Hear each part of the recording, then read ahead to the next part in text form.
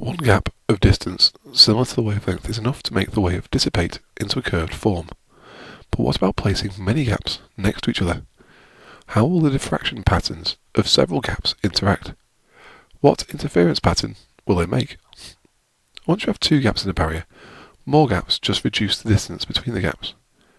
The equation for fringe spacing for a diffraction grating is the same as a double slit experiment, except because the distance between gaps is so small, the angular separation of maxima is greater.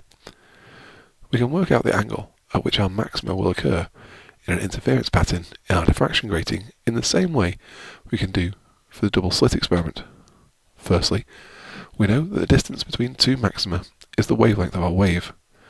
We know that because a maxima is a bright point of light formed when two peaks interfere constructively.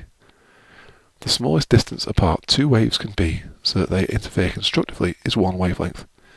So two adjacent maxima must be one wavelength apart. If we wanted to work out the angle between two maxima, we simply use two wavelengths, etc. This is called the order. One wavelength apart is first order, two apart is second order. Light is scattered from the gap in the barrier in our diffraction grating. The next gap scatters the light in the same way, so that we can imagine two rays of light travelling at an angle from a perpendicular to the diffraction grating. These two rays are parallel, so have the same angle. It is this angle that we want to work out. We want to work out an angle the ray is from the perpendicular,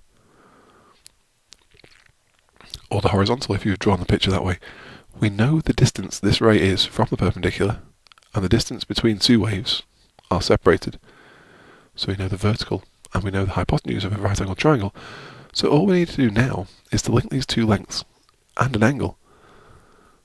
We've already come across this in our study of mechanics, the trigonometrical principle of SOHCAHTOA.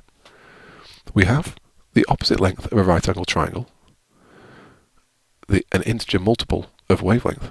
We have the hypotenuse of a right angled triangle, the gap between spacings, and we have a relationship between them. Sine theta equals opposite over hypotenuse. All we need to do now is rearrange our equation, and we have a way to work out the angle between first maxima. Sine theta equals n lambda over d, where theta is the angle between maxima and the perpendicular. Lambda is the wavelength of the light, or the gap between rays of light, between maxima, and d is the space between slits in the gratings. We arrange this to get d sine theta equals n lambda.